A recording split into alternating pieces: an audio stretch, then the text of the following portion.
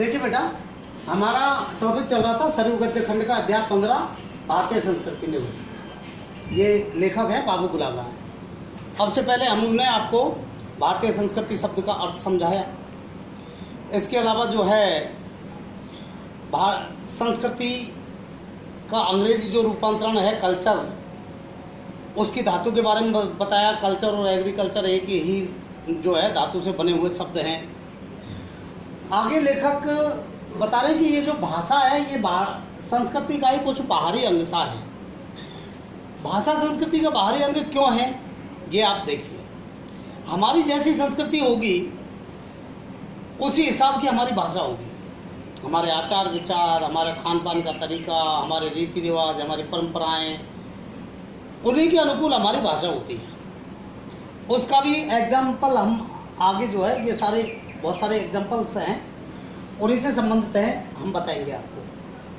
भाषा भारतीय संस्कृति का कुछ बाहरी अंश है, फिर भी वह हमारी जातीय मनोवृत्ति की परिचायिका होती है। हमारी जातीय जो मनोवृत्ति है, हमारे जैसे भारतीय जाति के लोग हैं तो भारतीय जाति के लोगों की भाषा भारतीय जो है हमारी जाति के अनुरूप ही होगी। उदाहरण के तौर पर कुशल शब्द को ही लीजिए। कुशल शब्द का निर्माण हुआ है कुश शब्द से। किससे? कुश शब्द से, ठीक है ना। तो अब वह हमारी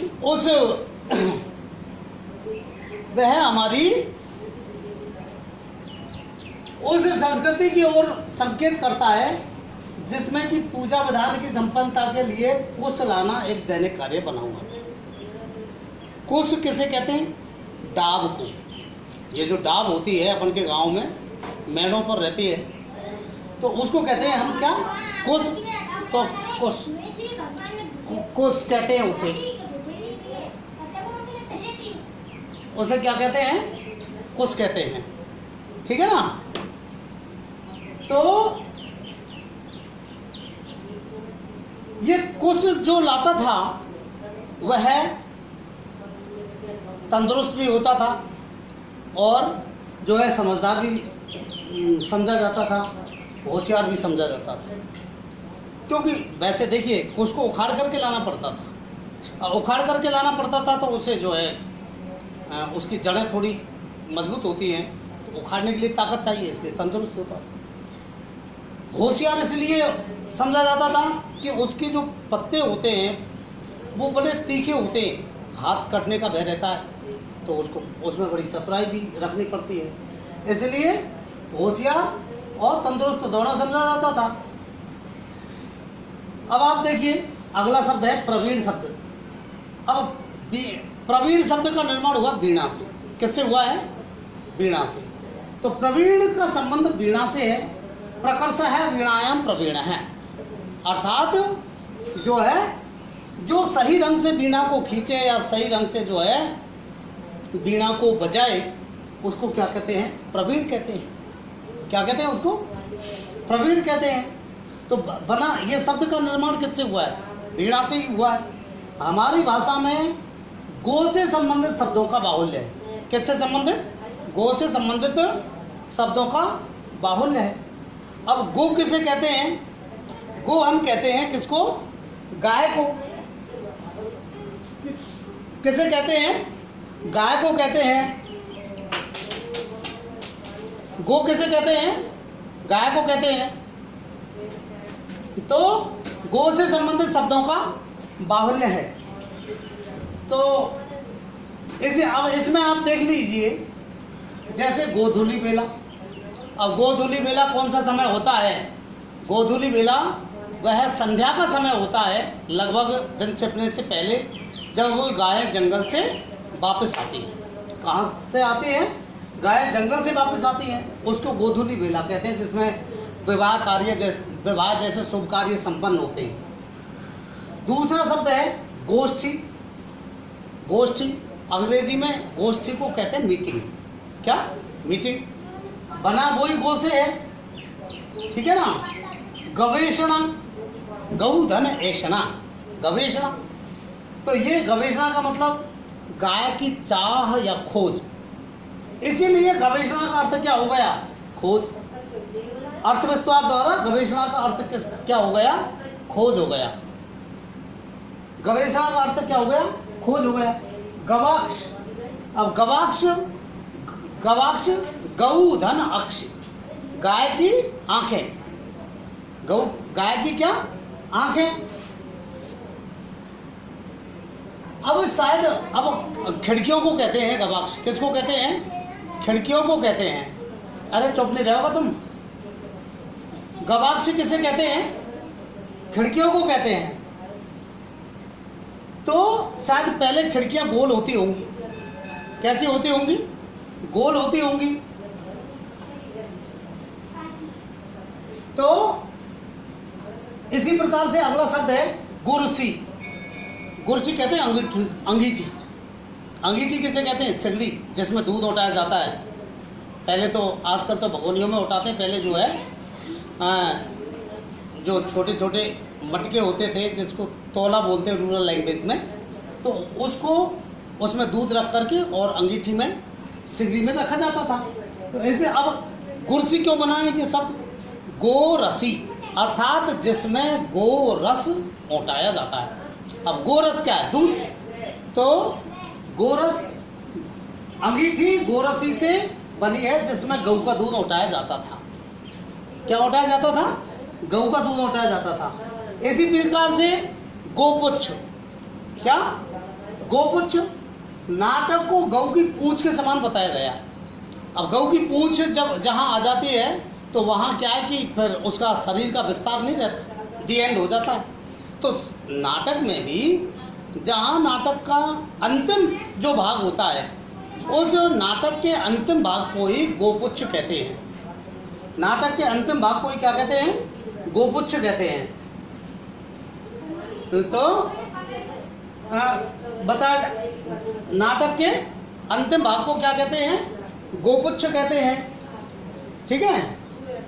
इसी प्रकार से अंत में आकर के मूल कथा ही रह जाती है नाटक की, और उसका फैलाव बंद हो जाता है। इसी प्रकार से गोमुखी, जिसके भीतर माला फेरी जाती है, वो जो थैली होती है कपड़े की, उसे गोमुखी कहते हैं। क्या कहते हैं? गोमुखी कहते हैं उसे। तो जिसके भीतर माला फेरी जाती है और जिसके मुंह से पानी गिरता है, गाय के मुख में से वो गोल सा आकार का रहता है पत्थर का, जिसमें से पानी गिरता है, उसे भी गोमुखी कहते हैं। ठीक है ना। अब गोपन, गोपन का मतलब, ये भी शब्द गाय के शब्द, गो शब्द से ही निर्मित है। गोपन का मतलब होता है छिपाना। यह शब्द भी गौ से संबंध रखता है। जो वस्तु पाली जाती है और सुरक्षित रखी जाती है, वह छिपा करके भी रखी जाती है आदि। यह बाहुल्य हमारे समाज में गौ की प्रधानता का द्योतक है। किसकी प्रधानता का द्योतक है? गौ की प्रधानता का द्योतक है। भारत एक गर्म देश है। यहाँ हमारा देश गर्म देश है, तो यहाँ शीतलता देना एक मुहावरा है। क्या है? शीतलता देना एक मुहावरा है। शीतलता देना एक मुहावरा है। किंतु आंग्ल देश ठंडा है। आंग्ल देश क्या है? ठंडा। आंग्ल मतलब इंग्लैंड। ये देश ठंडा है।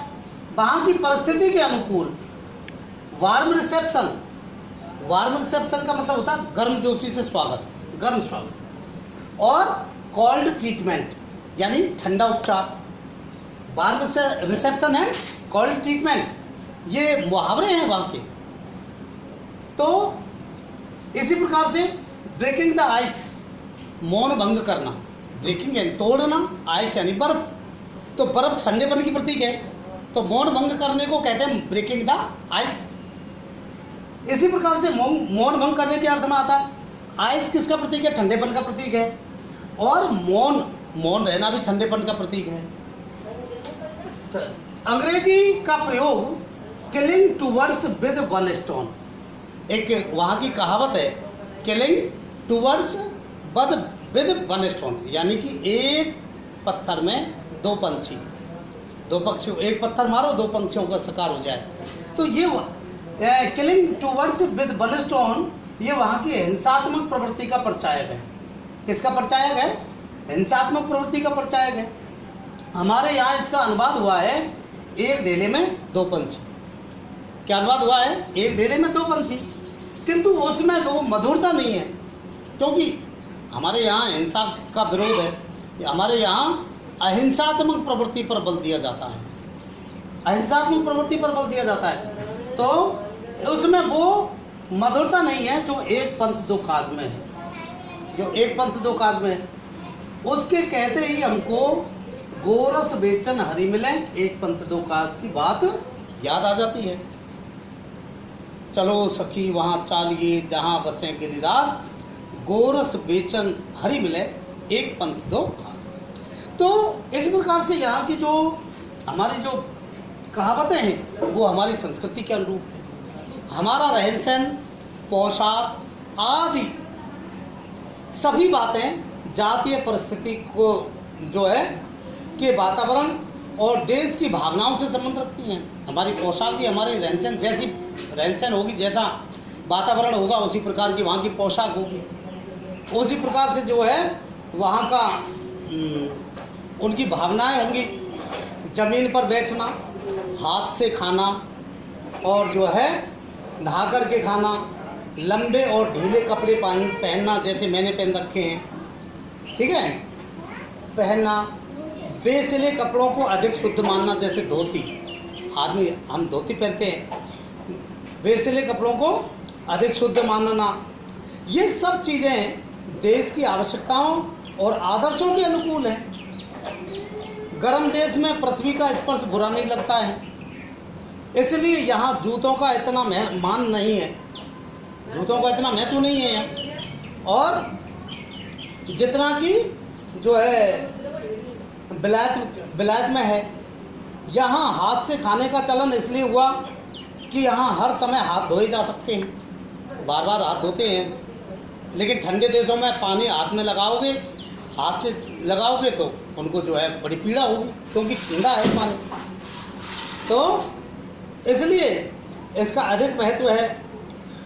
अन्न को भी जो है देवता माना जाता है यहाँ, उससे सीधा संपर्क अधिक सुखद और स्वाभाविक समझा जाता है। यहाँ नहाने के लिए जल की कमी नहीं है और नहाने की आवश्यकता भी अधिक होती है, इसलिए यहाँ नहाना भी एक धर्म का प्रतीक है, धर्म का अंग बन गया है। किसका अंग बन गया है? धर्म का अंग बन गया है। तो देखिए इस प्रकार से हम इस अध्याय में आज यही ब्रेक लेते हैं, इसके बाद में कल पढ़ें।